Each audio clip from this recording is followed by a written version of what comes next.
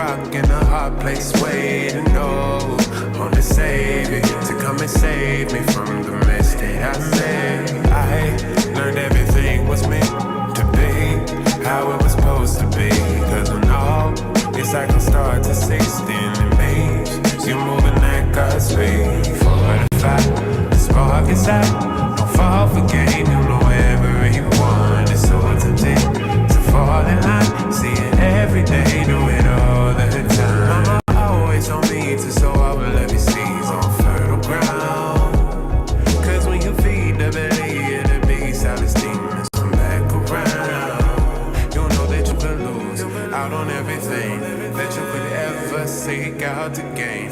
Running with them fools that don't ever stand for anything. That's how you lose your way. My love, when you will understand, patience is a virtue, and what you never know, it could never hurt you. You gotta watch your speech, that you speak when you're out. You can't change your grind, you gotta take your time. Stay fortified, the spark is hot. Don't fall for game, you know everyone is so tempted to fall in line. See it every day, do it all the time. But once you know who's in control, only thing I'll inspire you to be.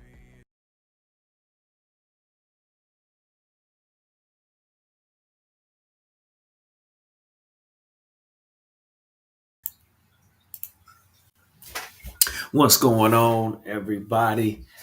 It is another edition of Soul Therapy with Pastor Ben, and I'm here. We're ready on this late night, but it's an early morning, so we're just getting a jump on the day. Here with my brother, my partner, brother Will McKee. Will McKee, what's going on, brother? Hey, it's kind of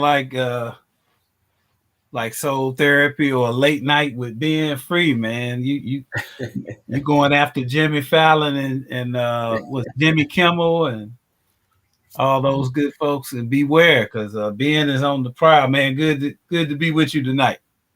Yeah, man. Well, sometimes you got to get it in when you can, because we got so much stuff going on throughout the day, and then with family, trying to get that time and then let them settle in, and then we get it when we can, and Got that right.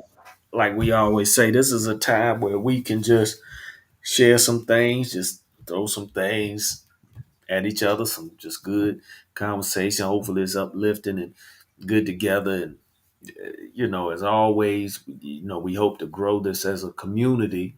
We have different people popping in to join the conversation, and people eventually jumping on in the chat, and just sharing, uplifting thought. We don't come on here to to to do the norm and talk about what's popular, even though it may come into discussion, but we're not, you know what I'm saying, trying to come from so much a critical view, just trying to just bring some thought and understanding from our perspectives, man, and continuing to grow. That's the key Right. thing. We want to grow in these conversations and grow and do things that because growth is a sign of life, and we want to do things that give life, in our thoughts and our words, and being wise. I'm not gonna get into the mathematics, uh, but yeah, brother. So how you feeling, man? You had a good week. Yeah, very good week. It's that time of year for parents that are sending children back to school, sending schools in a unprecedented time, needless to say.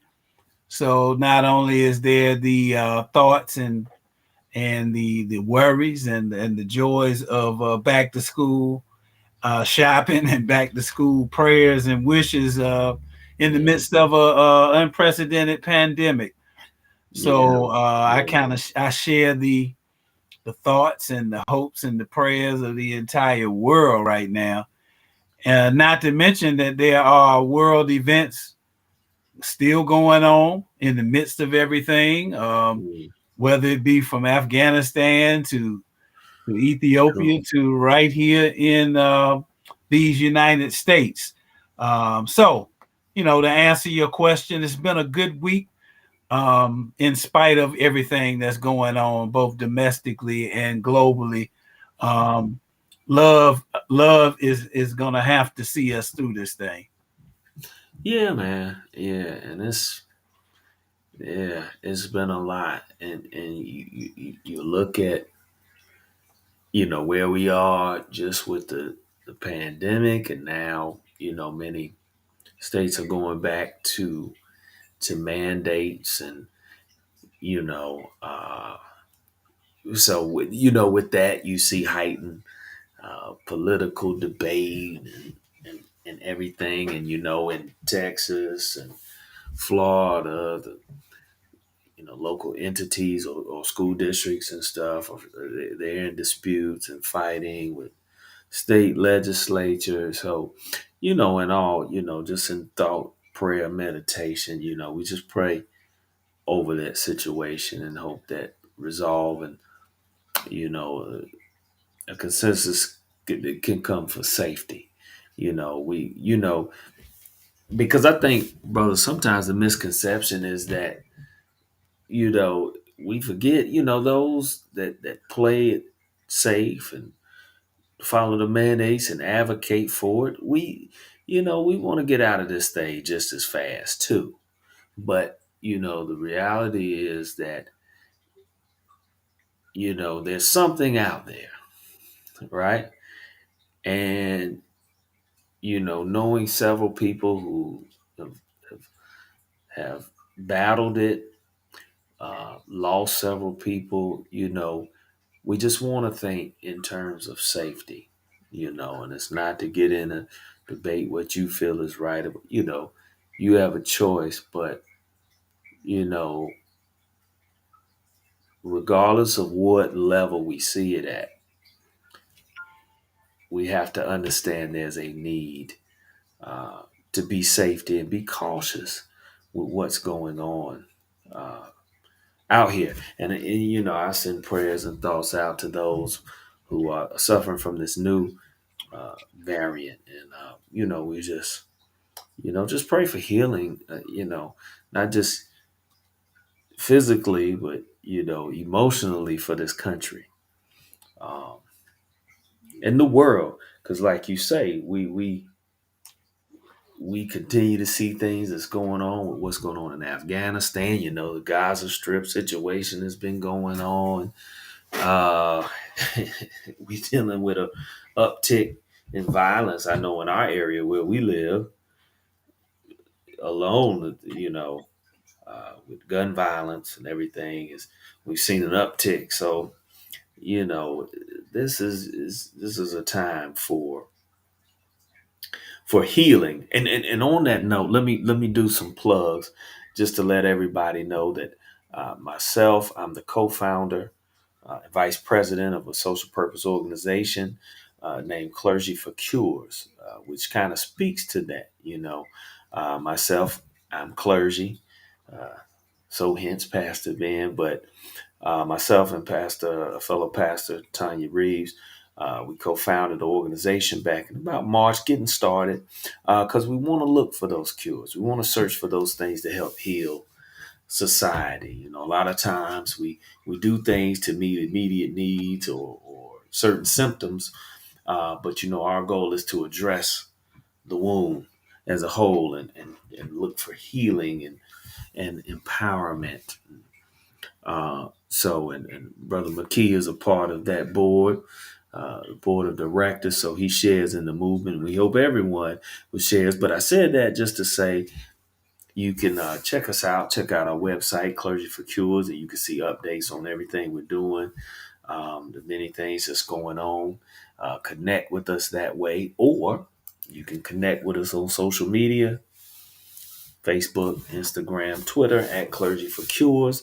Those on Periscope. You can also check out our YouTube channel where you can see different various programs and things that we're doing. And those of you on YouTube, like I say, you can follow us on those social media outlets. You can also email us and connect with us, info@clergyforcures.org.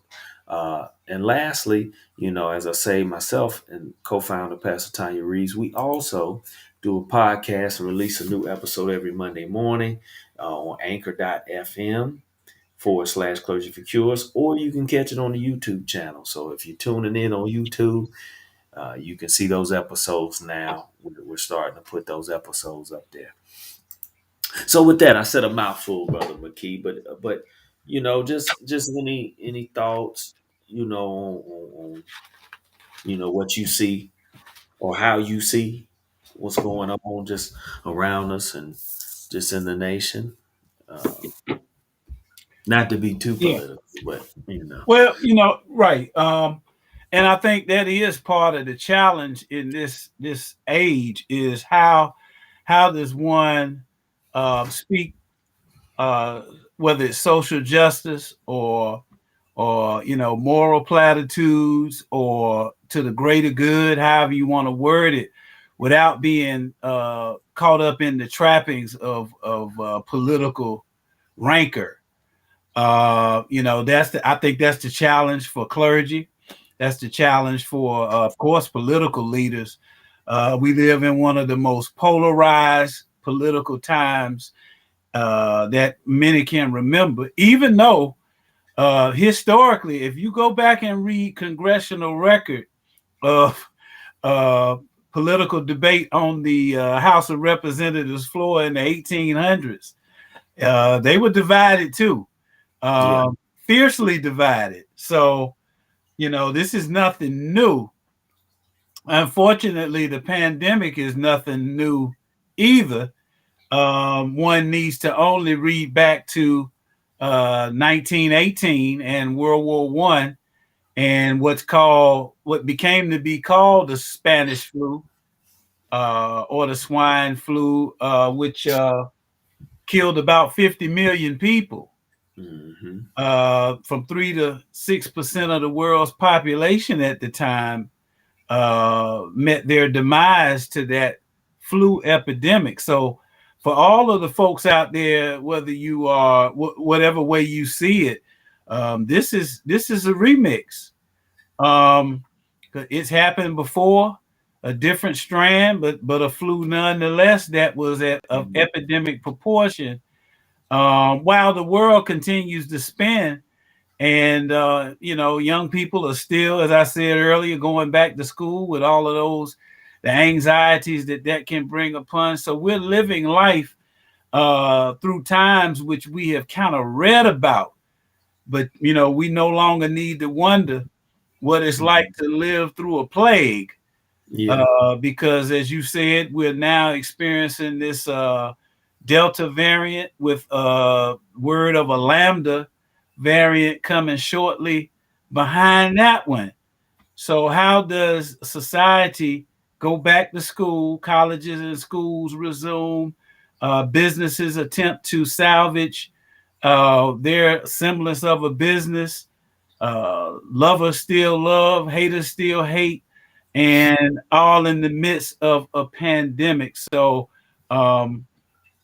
these are the times that try men's souls.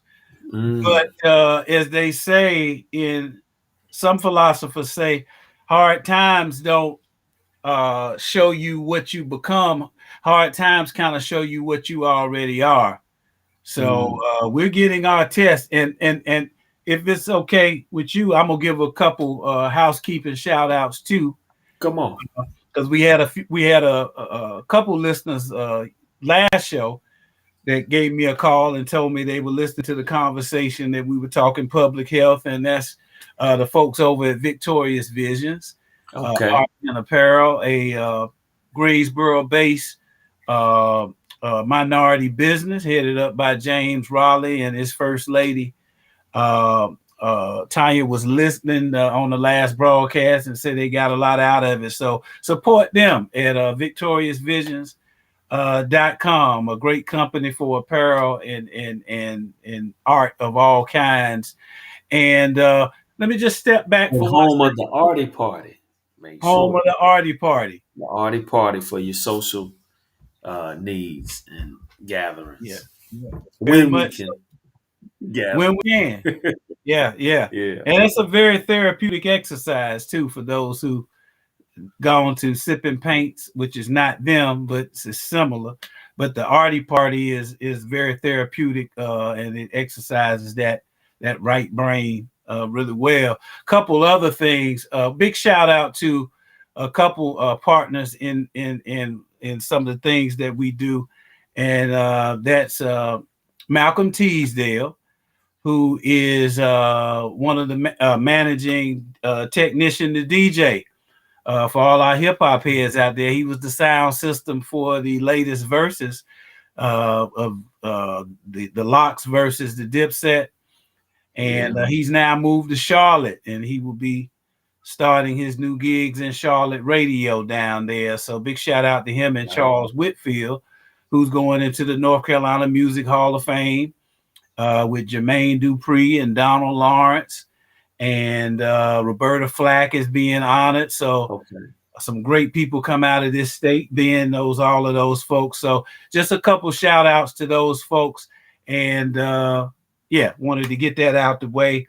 And but I'll pass it back to you, Ben. I guess. Well, let me give one more shout out because I'm wearing the shirt, and so I want to shout out Brother D Mac McDonald.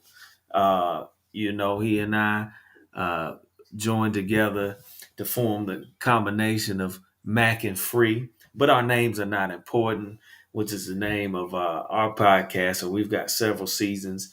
If you go on YouTube or Instagram or Facebook to Mac N Free, the N and Free, you can catch some of those where we have a little fun with popular subjects and culture and stuff like that.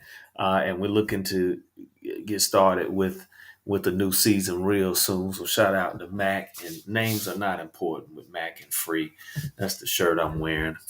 Shirt feels good, so I said I'll jump on that. But and then shout out to everyone who watched the last episode and everybody joining now.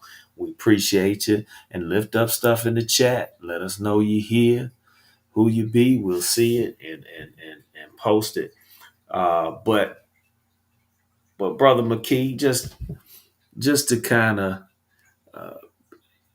piggyback on that test, this is a true test that we're seeing because, I had this discussion earlier, man, and just speaking of, institutions and how they're doing, and not just institutions in the sense of education, but every institution from religious institutions to work institutions, whatever, are seeing their challenges. Brother, and we can go as deep as you want to go, but do you see it as a sign? Because I was speaking with Pastor Tanya on our podcast and the episode of Premiere Monday, but we just kind of talked to, like, are we seeing a time to change our thought process for these institutions and what we normalize or became traditional or traditionalism? Is it time for us to think anew and go a new route? Because it won't be the same, or will they truly be restored back to the same? And some, it may be different for some compared to others, but I look at it in the sense being a pastor, clergy, and I'm not sure if it can truly get back to what it was, or maybe we have to be even more creative now and step out, what they say, the box, so speak. But can these institutions be restored fully, you think, or do we see the falling of certain structures that need to be rebuilt? Well, that is the question. I don't think you come out of this the same in any shape, form, or fashion. And because I'm gonna flip the same question back around to you as clergy, and you're shepherding people every day and doing a fine job of it, I'll say too. Thank you, bro. Yeah, and so but to what you pose, I think that I think it's in a particular Asian language. It may be China, it may be Mandarin. Don't hold me to that. But there was a saying that the word uh, crisis is synonymous with opportunity. It may be Mandarin, but the etymology, the etymological root of that word is congruent or the same as the word opportunity. And in the midst of such tragedy and COVID deaths and things of that nature, you don't want to always be cliche-ish because this is a very tough time, needless to say. But we don't really have a choice. As I said earlier, in 1918, the statistics show that about 50 million lives were lost globally. About 3% to 6% of the world's population died as a result of the Spanish flu, it was called. Many suggest that World War One, the armistice or the peace treaty that was reached in World War One, was not a result of a militaristic crucible, but it was the Spanish flu that was kind of ravaging all the armies involved, because the Spanish flu knew no military uniform. It knew no nation state label. It just knew that it was looking for human host, and it did not care. This pandemic is ravaging red states and blue states. Those states are attacking the virus in different ways through public policy and what they choose to do with masking and vaccines. But this virus knows no person. And I think if we're wise at all as a human family, it will teach us in some measure that, there are those with comorbidities and minority communities in the United States, Black and brown communities that have a bigger challenge with public health and healthcare, that have suffered maybe at a greater percentage. Not to make that is serious. However, we know that this virus treats us all pretty much the same. And if that's not a lesson to what Dr. King talked about when he said, if we don't learn to live together as brothers and sisters, we would die together as fools. Well, people assume that may come, if the latter came true, unfortunately, that may be through armed conflict. Maybe not.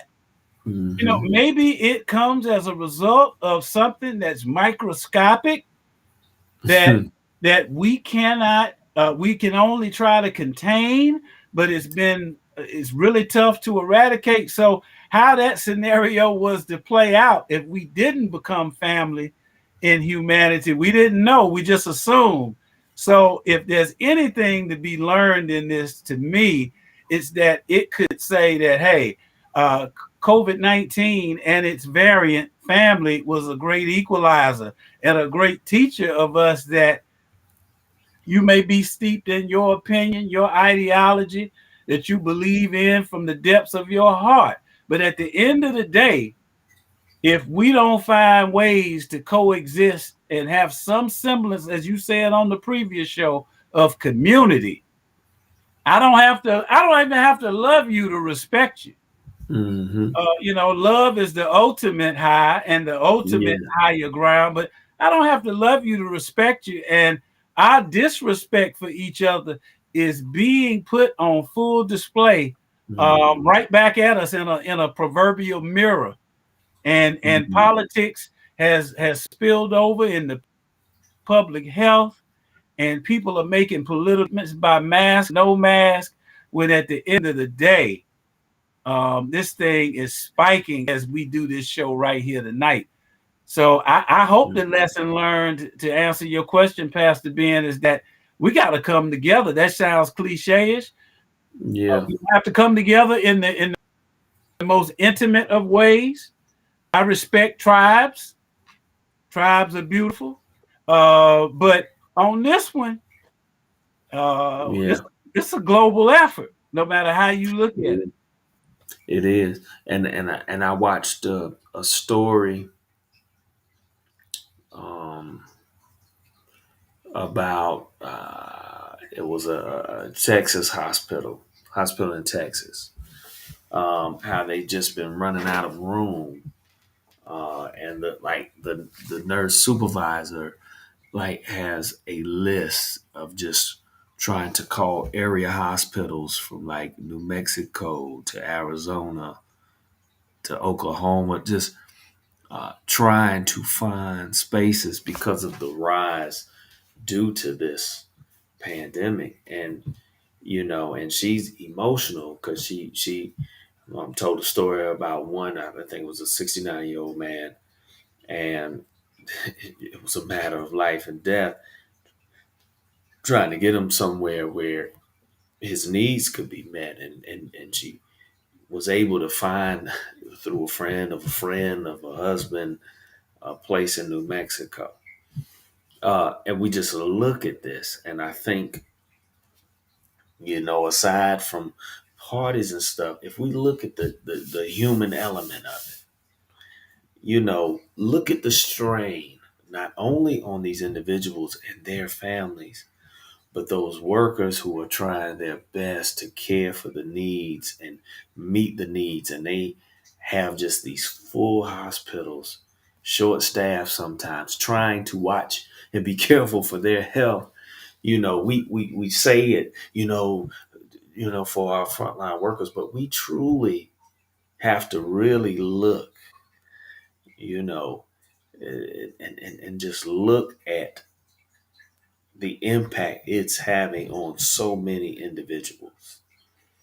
Right. You know, despite what we believe or identify with, if we look at it from a human standpoint, if we're empathetic, if we're compassionate, there should be something that brings us to conversation to say, hey, how can we unite to work with one another to get through this? And I think that's where we're missing it.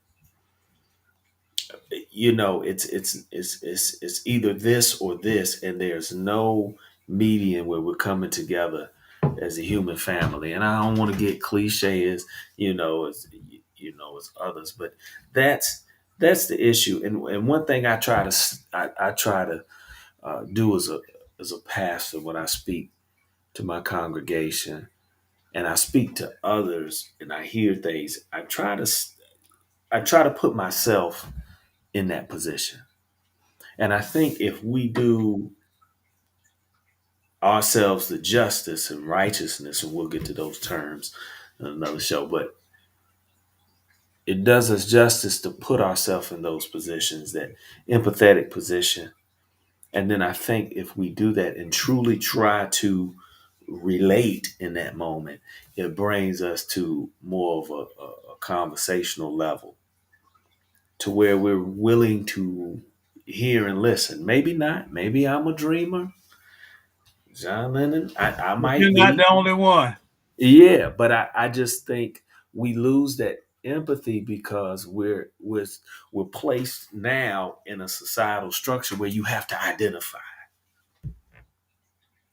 I'm Democrat. I'm this. I'm this. You look at the structure of our society, there's categories and placements for everything. I used to work in the educational system, and one child might have 11 categories they fit in. And that's what we do. And I think now we're seeing the effects of that because now those issues of these subgroups and sub come to the forefront. So now it's like, okay, are we going to keep separating ourselves, or are we going to come together as a human family and really discuss what it's going to take for us to pull together to get through this? No judgment, but we have to put ourselves in the place of those because I'm sure that someone on both sides of the fence, they know somebody who's a frontline worker. They know someone who suffered this. They know someone who's been lost due to this. So now put ourselves in that place, and then let's come back and refocus and try to have the conversation. And I think that would benefit everybody. But I could be dreaming, but any more thoughts, and then maybe we'll shift. Yeah, well, I think you mentioned what you're speaking of is the crucible. It's the where the rubber's meeting the road right now. Partisan politics is surviving the pandemic. Mm, Whether it be vaccines, masking, uh, uh, or the like, our partisanship seems to be tougher than the variants. And, people are still making political statements by the way they approach the pandemic. So right yeah. now, you could argue we're failing. And so I think, and even the framing of our media, we have some good media sources in the world, but for too long, particularly, let's say when you look at sub-Saharan Africa and post-colonial struggles that they've had, our society is so used to framing things in such a way that it demonizes groups and makes other groups look like angels, which is not objective reporting. And Mm, when you carry those kind of biases into a world pandemic that's affecting everybody, then public trust is not there because everything has had an agenda, a political agenda, and people mm, are wary, paranoid even. So mm, this is a time where we need uh, for people in leadership positions to be trustworthy. Uh, mm, but as a poet, a friend of mine used to say back in the day, we have trustees that you can't trust. So mm. in a world like that, Yeah. we're in the crucible, and people Yeah. of goodwill. If you ever watch, my background is international education and international affairs, and if you ever watch the United Nations briefing, like a lot of press briefings, it's like repetitive, but somebody Mm, will come to the microphone from somewhere around the world and say, what does the United Nations think about this conflict? And it's the same answer every time. We would hope that both parties will see that there is no military solution to this issue, and hopefully through politics and diplomacy we can have a peaceful end. That's kind of like the boilerplate answer to the whole UN press conference. And, yeah. and although it's a pandemic, it's the same thing. Can we be fair and just to eat? It almost sounds passe to even talk like this and not be flaming partisans. Somebody's gonna call us soft for that, but Yeah. but somewhere in that balance of the issues is peace, is progress and healing, and a balm, a BALM over a BOMB. So Mm, we got to do every mouthpiece we can use. People of goodwill have got to use it to try to bring this thing to some semblance. Prior to the pandemic, we had in the United States a school shooting every day. Uh, yeah. you were just hoping that it wasn't your child's school. So it's Yeah. not like we were whole before this. So Yeah. you try to prepare for war in a time of peace, proverbially, and we weren't quite ready. And we have carried our biases and our political partisanship into a crisis time, and it's hurting us. It's hurting. Yeah. Yeah. And that's one thing I used to debate against. I could say, how can we say in American politics it's for the people when you have a two-party system? That means it supports agendas over people, and those that move agendas or those who move economics. Just being honest, because they're the ones that fund these campaigns, these movements. They're the ones that influence the economy in America. If it was simply let's move for the people, we would just do, popular voting and then just have a unison and say these people represent the people. So when we get in that, and I said all that to say, it just breeds an air of division. Uh, and now we see it coming to the hilt over something we never would have imagined. So, it's really exposing areas we've been weak in, whether it be healthcare equity for individuals who can't afford it or don't have jobs that provide it. The differences in quality of life for people in various communities. Um, even the issue, in the midst of this, like I say, we've seen a rise in gun violence and stuff. I Yeah, know in our area in particular, yeah, it's exposing a lot of things that, you know, have been at the height of this political talk, divisive talk. And it's like, okay, we're past being reactive because it's happening. How can we be proactive to prevent things escalating even more, escalating back to this level 10 years down the road, 20 years down the road? Um, and that's where we are right now. You know, how do we get through this? How do we proactively prevent this? And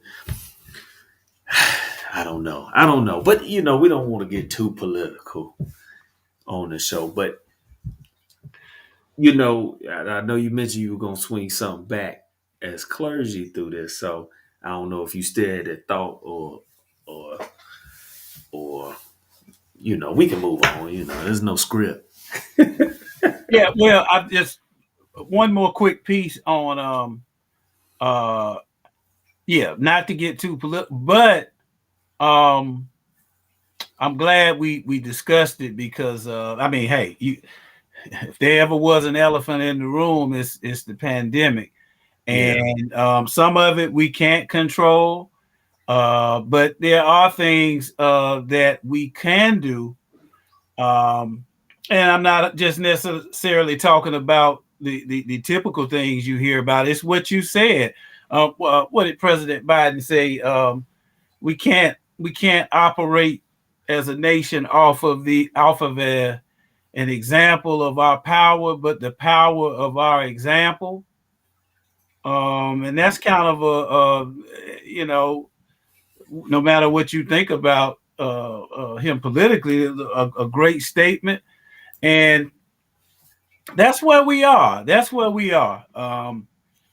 And like you said, clergy, world leaders, it's going to be incumbent upon those folks and us, all of us, to carve out some trust in a world that is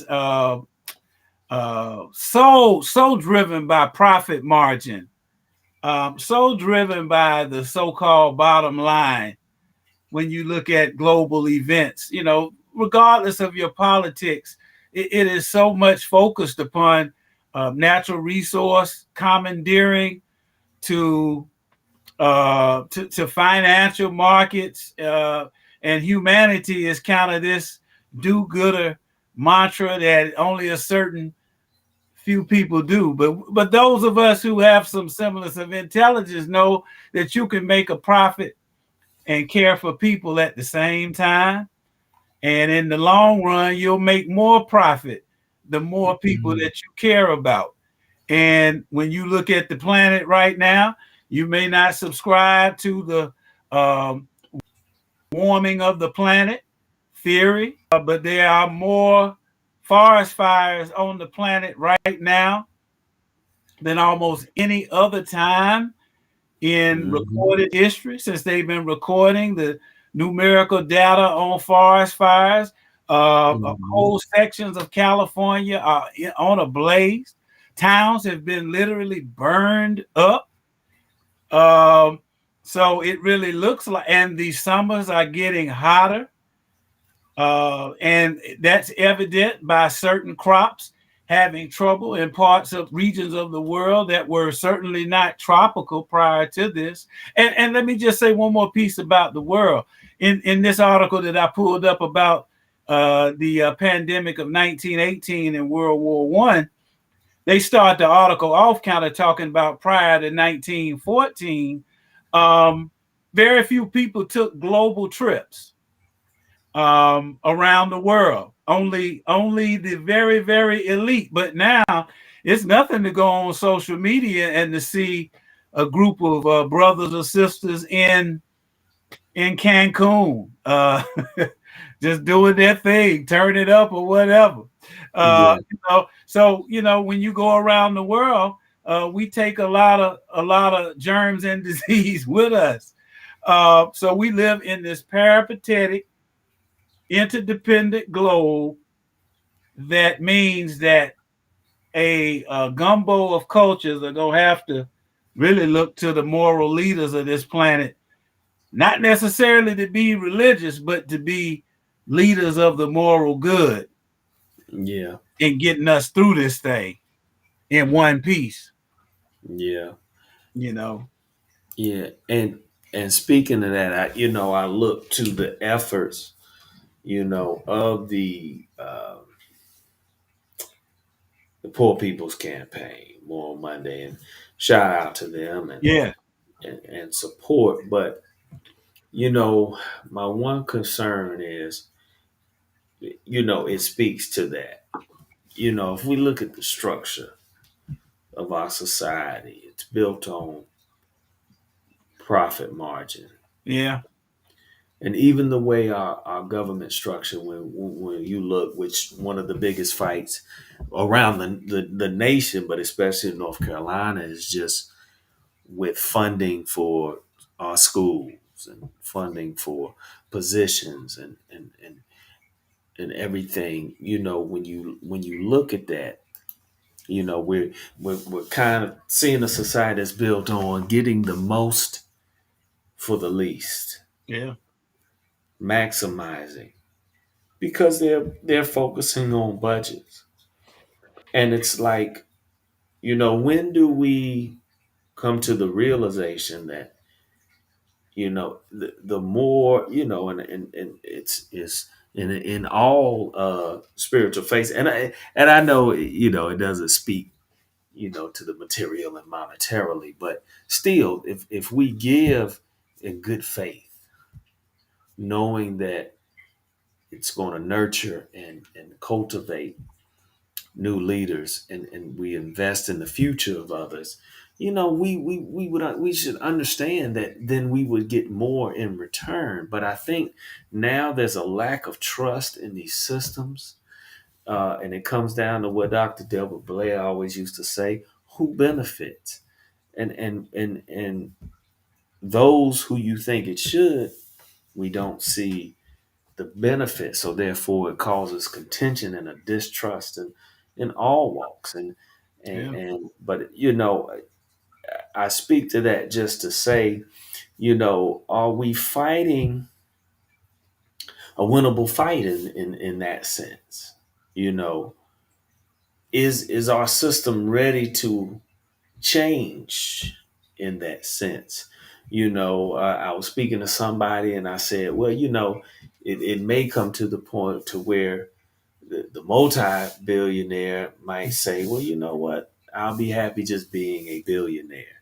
So that others, where is you know, where's that medium, uh, you know, will we find that space? Because I mean, if you look at the history, of America is built on classism. And with that classism comes division, but it also breeds these levels. And then you hear in politics, they speak to the different classes, middle class, poor, you know, with it built on that for however many years, can it,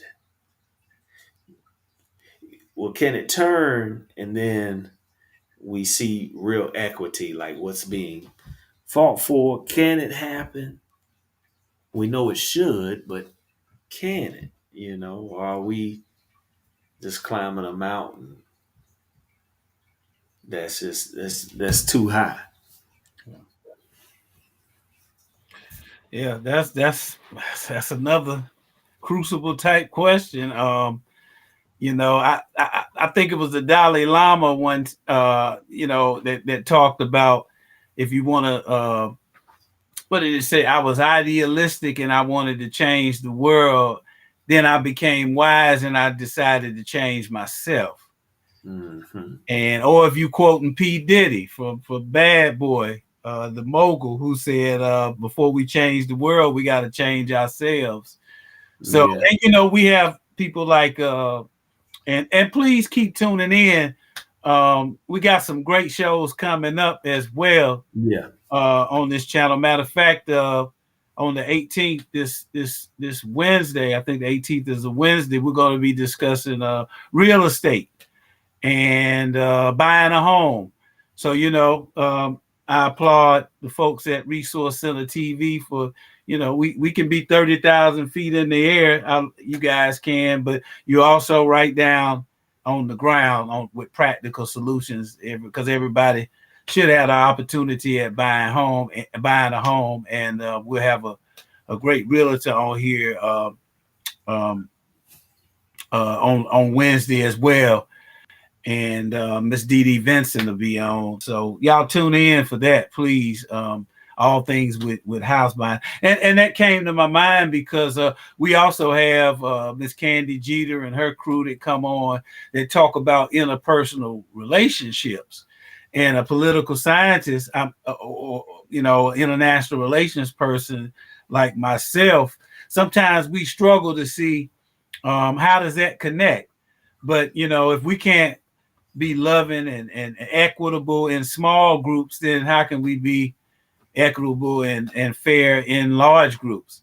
So I guess to kind of feed off the energy you just said, I think we all should be deputized in our small groups, our small corner of the world, to sow goodwill there, to look out for the last, least, and the lost there, to be about that action there. And big shout out to Dr. Barber that you mentioned, because whether you totally agree with the movement or not, you gotta love the concern, the empathy, and the sensibility for those who don't have, and get out of this false binary choice that there's got to be deprivation for somebody to prosper. That's not the God I serve, and I hope it never becomes that, because both things can coexist. And until they do, we will see these type of unfortunate world events. I'm not talking necessarily pandemic, but I'm just saying you cannot have this much of the world's humanity in dire straits. Even when we look at the situation in Ethiopia right now, much of their trouble comes because it's a great nation. It's a historic nation. It's an awesome people, but post-colonial, which it was never totally colonized, but it suffered many of the same ills. And it shouldn't be political to root for them. It shouldn't be political to give and to draw light to that issue. And yes, we've got impoverished right here in the United States that we have to work with too. But we're a global community now, as the article I just talked about shows. People are traveling, but your humanity, I think our humanity must travel with us as we vacation. There will be children by the wayside that we can inspire, that we can help, that we can sow a seed of healing to. Kind of Gandhi's quote that we talked about last week, where Gandhi said, I know a woman and a man that were so hungry and so impoverished that they could only recognize God in the form of a piece of bread. Mm-hmm. And we got to be mindful of that. And that puts no ceiling on your capital gains. That puts Mm-hmm. no limit on your growing your corporation. But to whom much is given, much is expected. Mm-hmm. So, And that's the big thing, the accountability that needs to be held. right. And I think that's what the movement is doing, Reverend Dr. William Bob and Reverend Dr. Liz Theo Harris. So shout out to them and the Yes. movement, and those involved with it. It's powerful. Sometimes I get a little discouraged because I'm like, you know, and and not to shun, but because everybody has a role. So I'm not. Everybody has a role, but I look at it like this. We've been fighting for so many years for impoverished people of all races, genders, creed, right? Because if you look, the wealth, how it's distributed in this nation, it's always been an issue. But I look at it from this perspective, you know, uh, through the history.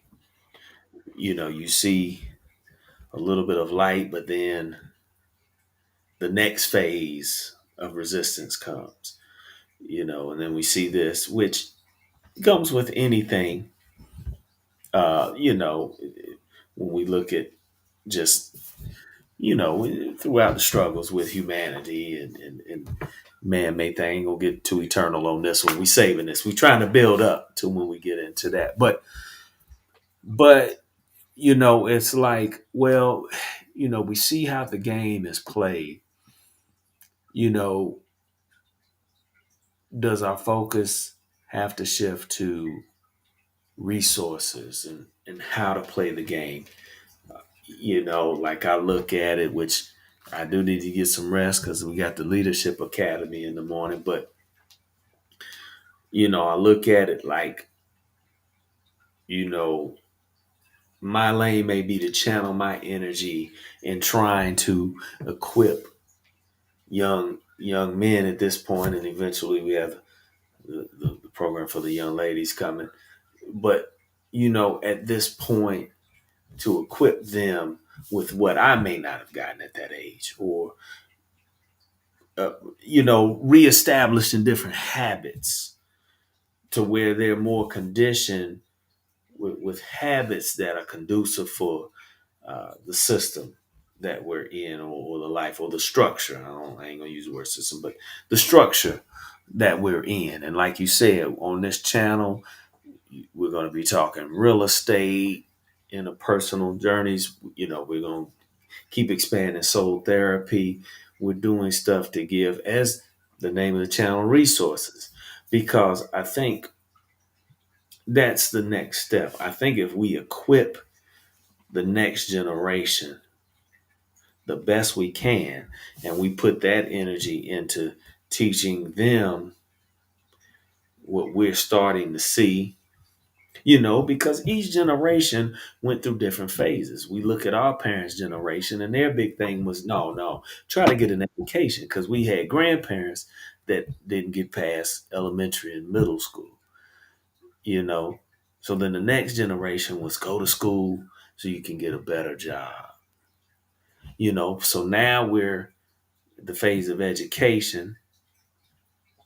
So now it's like, okay, where do we move to next? And I think if we give people the resources for multiple streams of income, entrepreneurship, it will help them maneuver a little better in this game. Now that doesn't mean we give up the fight, but I think we have to put a lot more energy in saying, okay, what are we doing? And I'm speaking to those who uh, impoverished or or maybe a couple of checks or a disaster away from financial crisis, as we say, or what habits are we developing to help us build more security and wealth, which speaks to residual income, or the income you make with the least amount of work, that you don't work off your living. Like, what are we doing? How are we enhancing those habits as those who are more stable? Now, like I say, everyone's got their lane, but there are certain habits that we can build on that make us play the game different. Mm-hmm. You see what I'm saying? Mm-hmm. Because certain things are not given to us in certain levels of education. You got to maybe go and do extensive work, master's level, doctorate level, to get certain, but what can we instill that can be practical and habitual now, so that those that might take a different path still have stability because of knowledge and resources. You feel what I'm saying? So that's what we're, Oh yeah. one of the focuses we try to do with this channel and with some of our programs is give those resources. If you go on uh, the channel, you can see the interview with financial strategist Harry Reeves, where we talk financial literacy, term policies, Great interview. life Mm-hmm. insurance. You know, we want to do that, and you can connect with us, and we can get you in touch with those people. Harry is on the board, so it's we want to be that entity to channel that towards playing the game differently. you know and we're late on it, but even now at this time at our age, I'm not going to say my age, but we can start doing certain things to kind of set things up for our children, just to give them more options so that they can help or put back into the communities or wherever they are. You know what I'm saying? We Mm-hmm. have to build certain habits now so that they will carry through generations. And then we instill in our children, hey, you have to help people to bring them to an understanding that you had, or give back so they can, you know, have an opportunity that they may not have gotten here. Going back to that concept you mentioned, that love, that eternal concept, which is God, Mm-hmm. creator, the highest, supreme, right? Right. You know, but we are where we are in this human form, so we have to deal with human things, right? So Mm-hmm. I ain't gonna get too deep. I know we pushed it an hour, but I think we when we find that lane, you know what I'm saying. We have to be good at that lane. We have to be inclusive. We have to bridge it all together. You know what I'm saying? Everybody might not be Dr. Bob or Dr. Theo Harris, but you might be good at educating or bringing certain resources together. Let's do that. So then now y'all have even more resources to put towards those movements, or bring more into the fold. You know what I'm saying? Right. Because it's just it's tough, because you're still at the hands of a divided group who has their set of interests, who has their set of interests.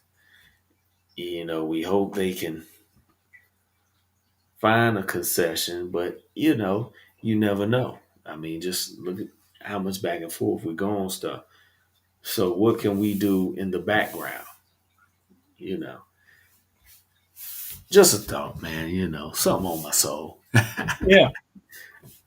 Yeah, And I man. think to borrow a little bit from public mediation, or they say I'm gonna kind of mix some things real quick, but to get to the point where you are advocating for principles, not positions, um, in a world that's full of a lot of positions that are often in conflict, to find the principle in those positions that's universal. And so I think the name of the channel, Resource Center TV, is so appropriate because uh, the overwhelming majority of the world's wars since time immemorial was always over resources of some sort. Mm-hmm. So if we can democratize resources in a way that even fits the free market capitalist system, it doesn't matter. No matter what system you have, you're going to have a heart. You're going to have some humanity. And it doesn't matter. We've argued over Keynesian economics to political structures, or, when at the end of the day, if the people have heart, and if the governed and those governing have a heart for people, then it can be an equitable process. Doesn't have to be totally equal all the time, but it can be equitable, and it can be fair. So whether it's the resource of having xanthium ore or cobalt, or whether it's sending groups to, Portland, Oregon is now in a tough situation in the summertime because the structures of their buildings were not equipped for this kind of heat. Mm-hmm. But it's happening so consecutively that those houses and buildings may need to be refitted to Mm-hmm. and that's jobs, that's neighbor helping neighbor. So resources is what it's all about, and a humanitarian bent on resources and how they're distributed fairly. So, salute the effort, salute the initiative. I salute Clergy for Cures. If there was ever a time where the world needed cures, it's right now. So I just hope I'm found working in my little hamlet of the world, or my little family, or my square, um, trying to mediate for better solutions for everybody and help the world.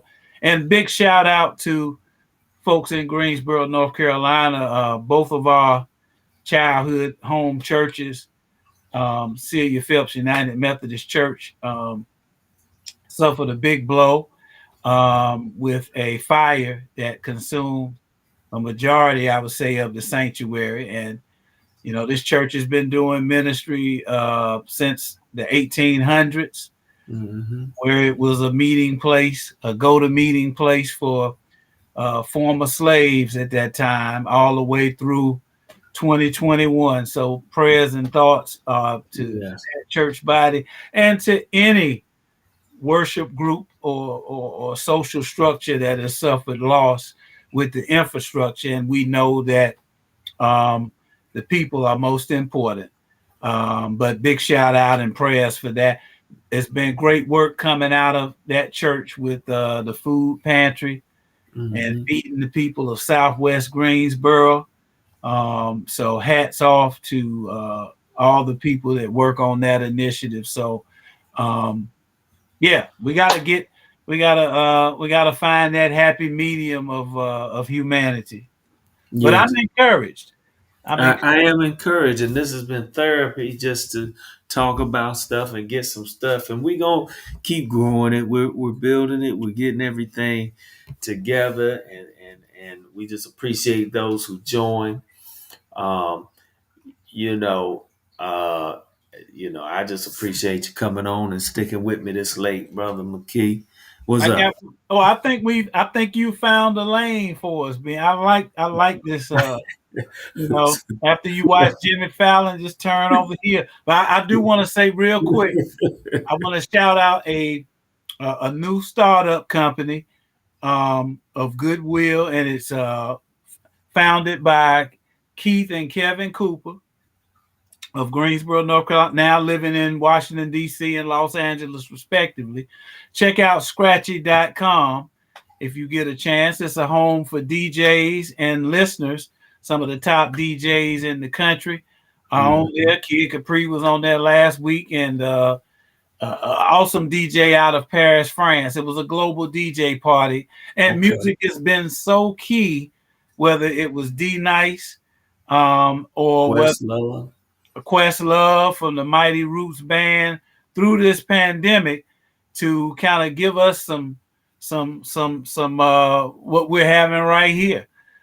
Some good therapy to get us through these tough times. So scratchy.com. And on September 11th, Technician the DJ will be having a party there. Then they got a big event at GHO, the greatest homecoming on earth at North Carolina A&T here in Greensboro. And big shout out to J.R. Smith, who has decided to further his academic career in liberal studies at North Carolina A&T State University, and is petitioning to be on the golf team there.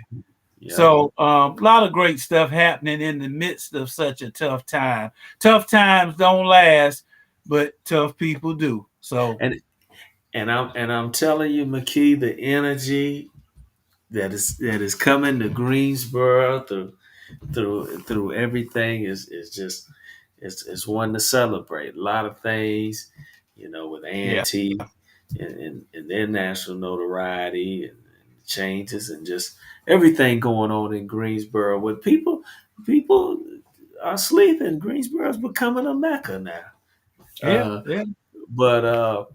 But nah, man. But yeah, shout out to everyone who in this time, in the midst of this time, has sought out to pursue passions and different things. We've seen people doing projects and things and taking stuff to new levels. And that's the energy and the positives we have to find through this stuff. And if there's anything to be thankful about is, to be thankful for this time we've had to really look at a lot of the passions we've had and things with our families to, whether it's to repair or just have time. But, I've seen a lot of people stepping out on faith. And so we give you positive energy, that godly love, and we send it to you. Yeah. Because that's powerful. Because once again, through the stress of 9 to 5s and families and stuff, it's hard to find that energy and time to do those things. So with this reset, a lot of people I've been blessed to partner up with Pastor Tanya, and we started the organization. We still got a long way to go, but the fact that we just had the time to really think and go at it, we just staying in that moment, and Brother McKee joining on and doing his thing with the mediation and the marketing, and this is the time. So we just continue to pray that energy on everybody to keep pursuing those things and growing what you do, and do it in love, and spread it, because it's life-giving. And the thing we want to promote with this show, at least, and all other things, is those things that bring life and love and growth. So with that, Brother McKee, any final shouts? And we'll close it out and get ready, man, because I'm getting excited. We're gonna have to keep doing this, but we can't give it all to them at once. Can't give it all to them at once. I thank you for another great broadcast, and I look forward to the next one. And you ended it perfectly with that great energy and that great spirit. So let's keep on keeping on. All right. So grace and peace to all. Peace and blessings. Peace and blessings. And we'll see you again. Be on the lookout. Soul Therapy. We're out.